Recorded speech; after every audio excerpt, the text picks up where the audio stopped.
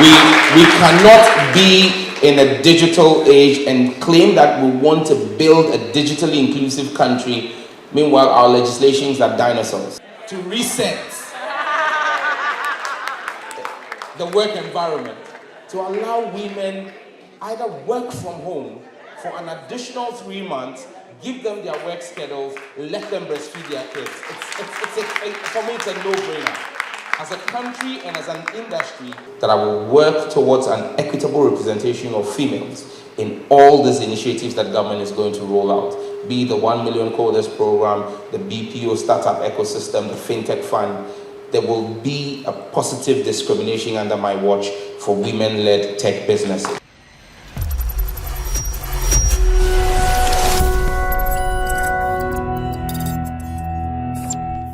You're one of the role models for my kid sister. You know, my kid sister came through the College of Engineering. I mean, I have 3 siblings. 2 of them did engineering after I did engineering because they all followed my footsteps. And both my brother and sister came through, but you're a big role model for my sister. And I mean, now she's doing fantastic work in a chip manufacturer somewhere in Europe. And thanks to you, women in engineering. All protocols duly observed. I mean, there's quite a number of dignitaries here. I don't want to go into all of that, and we don't have a lot of time, but it's an honor and privilege to be part of Femitech 2025. As your newly minted Minister for Communications, Digital Technology and Innovations, I'm thrilled to address you at the 3rd edition of the Females in Technology Conference, Femitech, under the theme Accelerate Action. This conference plays a crucial role in inspiring, empowering, and mobilizing women in technology to take decisive steps in their careers, advocate for gender equity, and lead innovative initiatives that bring about meaningful change in the tech industry.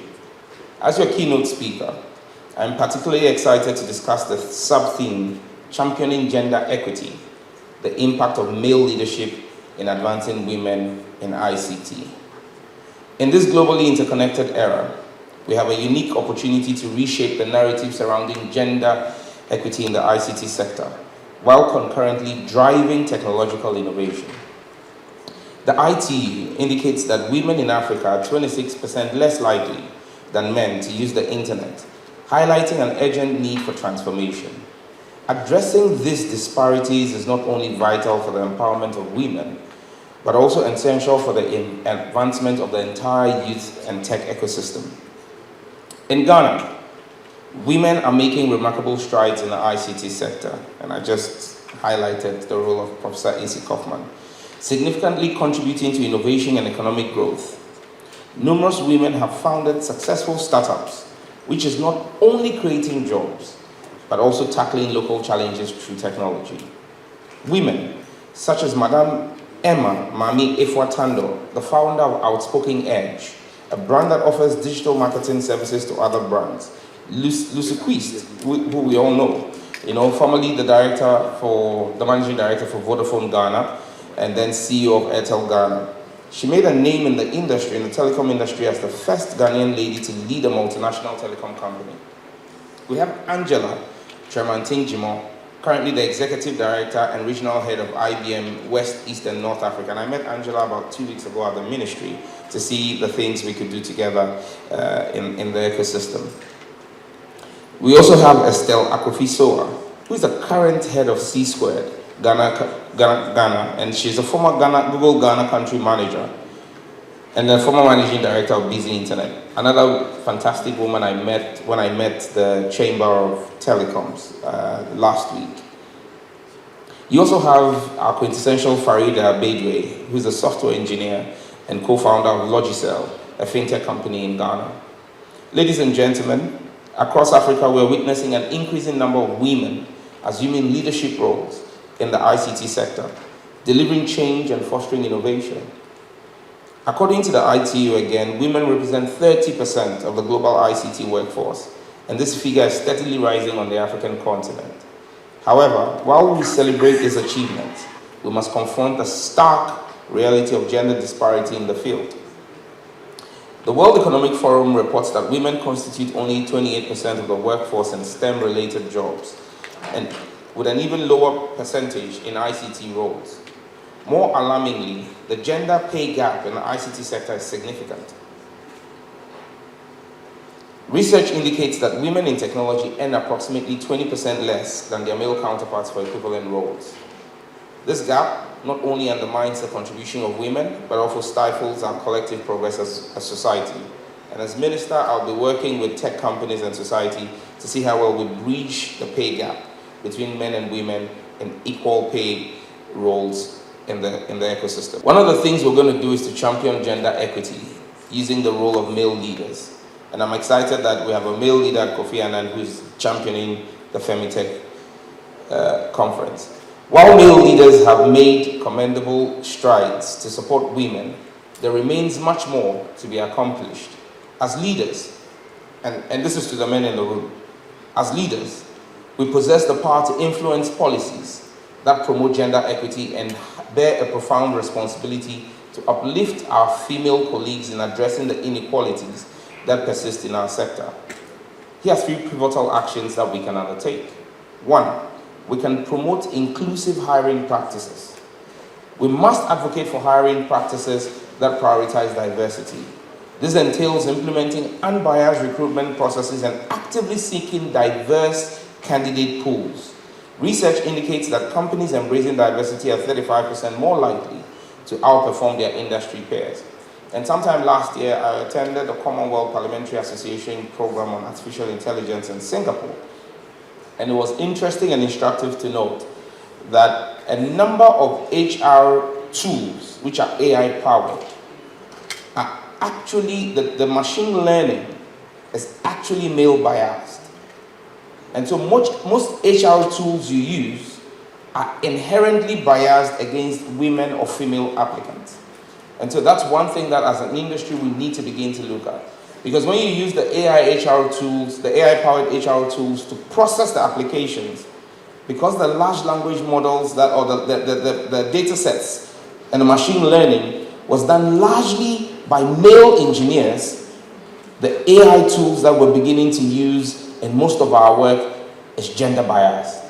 And so we need to begin to revise the decisions that are made. And for me, critically, it's something we're going to be working together with industry to address in our country, to take away that inherent bias where the entry bar for women has been set higher than for men. So men can get in easier than women can.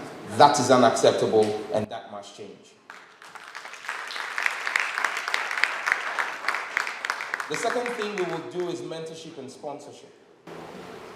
As male leaders, we must step forward as mentors and sponsors for women in ICT by providing guidance and championing women's advancements within organizations. We can help to bridge the existing gap. A study by McKinsey found that organizations with active mentorship programs are 25% more likely to see women advance to senior roles. And so to the men, let's take up more mentorship and sponsorship of women. I'm not suggesting that you take advantage of the women though. So if you're a male leader, remember Me Too has come to stay. So mentorship and sponsorship, not grooming. The third thing we need to do is creating supportive work environments. And just before I go to that, on that point, just this morning I was reading that a senator in Nigeria has been suspended by the Senate, a female senator, because she accused the Speaker of the House of sexual harassment. And so they suspend her for six months. These are some of the biases against women that we're talking about. They're trying to silence her voice. And the woman's voice in ICT cannot and should not be silenced. And so again, I'm saying this to the men. It's mentorship and sponsorship, not harassment or grooming. Good.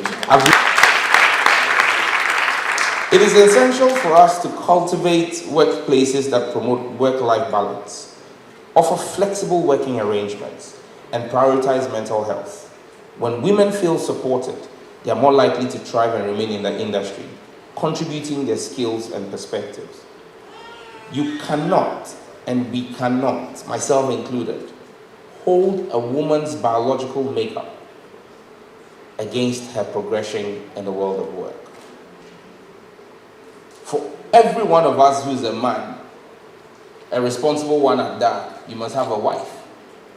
And if God has blessed you, your wife has had kids.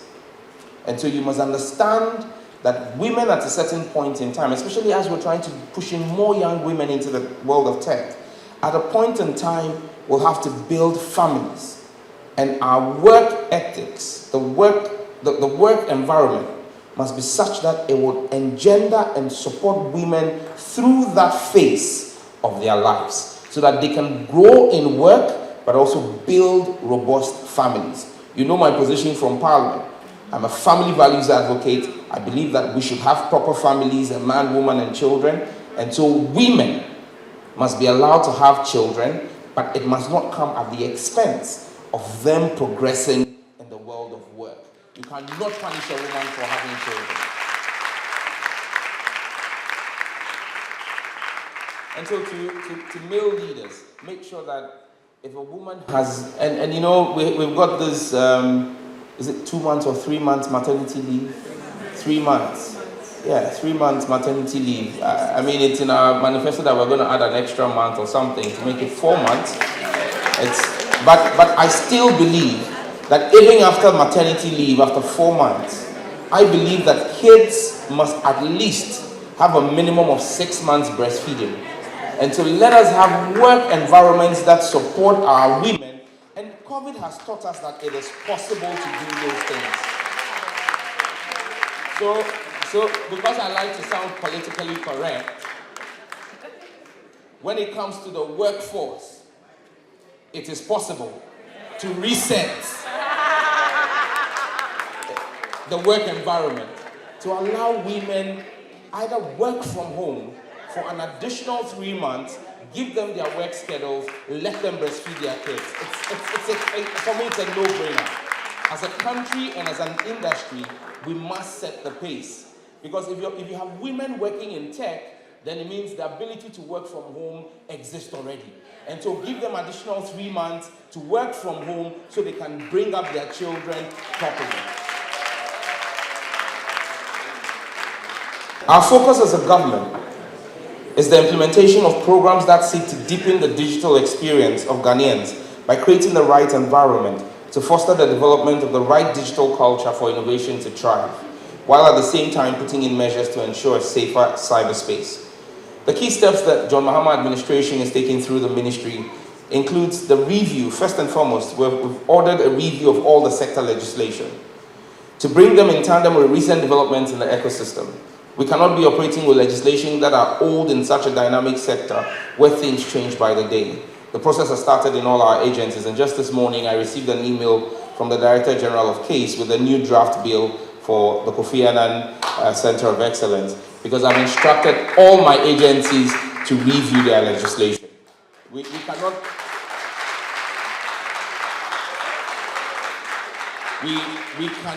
be in a digital age and claim that we want to build a digitally inclusive country. Meanwhile, our legislations are dinosaurs. Most of the legislation I met in the ministry, and I think today makes it exactly 4 weeks since I was sworn into office. And when I came into the ministry, the first meeting I had, in fact, before my vetting, I met with all the agency heads and said to them that I'm not going to be minister of an industry or a ministry that's using legislation in ICT, some of which are 17 years old.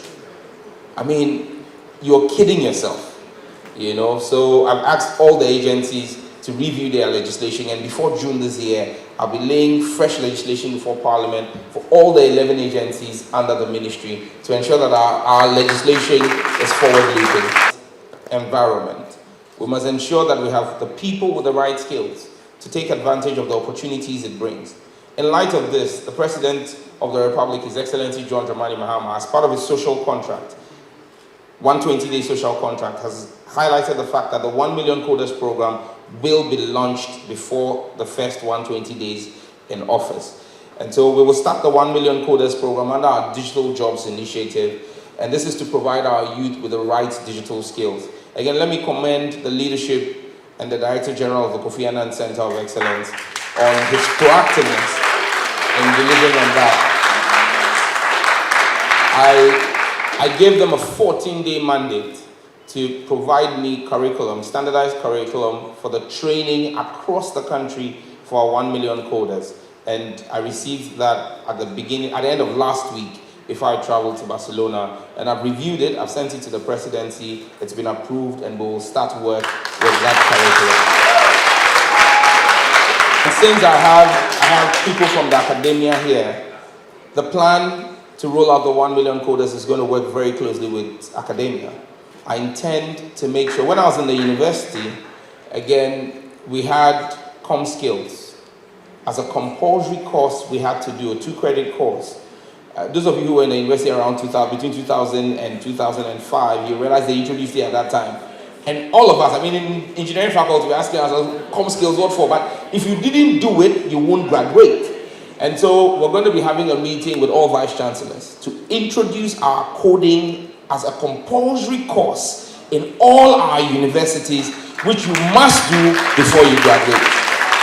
And the ministry will be supporting the universities with equipment and infrastructure to ensure that your labs are brought up to speed. We're going to be training people in cybersecurity. We're going to be training people in data sciences, in artificial intelligence, and digital coding skills as well, to ensure that even if you're graduating as a psychology and sociology major, you have some basic coding skill or data science skill that gives you the ability to vertically integrate when you get into the world of work. And so we're working with faculty to incorporate this as part of our 1 million coders program. By prioritizing coding as part of our tech-driven agenda, we recognize the critical need to diversify the economy. Coding serves as a gateway to high-value sectors such as AI, blockchain, fintech, and green technologies. Additionally, coding has the potential to revolutionize industries beyond fintech, AI, and blockchain. By integrating these digital skills into key sectors such as tourism, manufacturing, agriculture, and healthcare, we can drive broader economic transformation. And as part of my engagements I've been having with multilateral stakeholders as I've been traveling in the past 2 weeks, one of the things I've been highlighting, especially at the Paris AI Forum, was the fact that we're not just looking, everybody's talking about AI for Africa. I'm not looking at making Ghana, and at my vetting I said I was going to make Ghana an AI hub. But I'm not doing it, I'm not chasing AI as a box I just want to tick to say, oh, Ghana has AI. No. Our AI vision is focused on 3 areas: healthcare, education, and agriculture. We must use AI to revolutionize how we do agriculture through precision agriculture, through proper forecasting of weather, and being able to even create commodity markets and put at the disposal of our farmers digital technological tools that exist today, but that can understand using large language models and speak to them in their local dialect. Because there are tools already that exist, we don't need to redo, but those tools are English driven.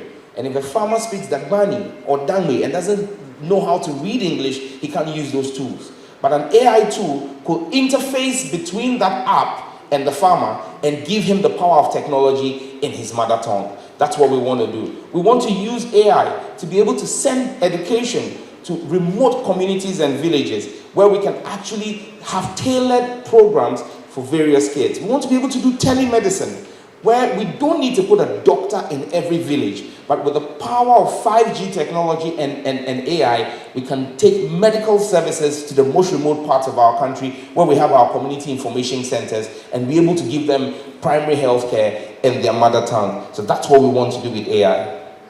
The other thing we want to do is to build our regional data centers modeled around the Accra Digital Center. And this will be established to facilitate the expansion of our BPO and KPO ecosystem. Ghana sits in a unique time zone. The Philippines today makes over $40 billion US from BPOs and call centers. I don't know how many, and I don't know if this is politically correct, but I don't know how many of you have heard a Filipino speak English. Meanwhile, they are the call center of the world. And we've got our fantastic English accent in Ghana. We've got our fantastic time zone which sets us in a unique place to take care of both the East and the West by running a 24-hour economy, 3 shifts of 8. So the 24-hour economy that John Mahama spoke is actually an ICT-driven one, and we will build BPOs and KPOs that will create jobs for our young people and bring in foreign currency. Sam, I hope this is not going to become another scandal where people are just going to be giving the money and we can't account for it. And I said to him, Mr. President, or sir, I will not, if I am running this fund, I will not disburse the money like confetti. The money is actually going to go into business advisory support. Because the problem many of our startups have is their inability to survive as a business. Fantastic business tech innovators, but poor business people. And so what they need is business advisory. And we started conversations with some of the banks, EcoBank, ABSA, to have them use their business advisory units to support our young innovators, and we will pay them for that business advisory support. And then government will buy equity in qualifying startups so that with government equity, we can then lead you to the venture capital market to get proper funding. And when that funding comes in, government pulls out of your business by allowing the funding coming from angel investors and venture capitalists to dilute government. But once government has skin in your game, it's easier for you to attract funding, because then people know that there is the power of government backing you. We want to have at least one unicorn in Ghana before we leave office or before the end of President Mahama's term in 2028. Aside the policy front, we are making deliberate efforts to ensure that women are well positioned in the sector. During the recently concluded Mobile World Congress in Barcelona, I engaged in discussions with the Women in Digital Economy Fund. We explored ways to advance the important initiatives to also benefit Ghanaian women. Let me state it clearly. I am an advocate for Femitech, and I will want to assure you that I will work towards an equitable representation of females in all these initiatives that government is going to roll out, be the 1 Million Coders program, the BPO startup ecosystem, the FinTech fund. There will be a positive discrimination under my watch for women-led tech businesses. By working together, we can all create a more inclusive and equitable tech industry that benefits everyone. Thank you very much.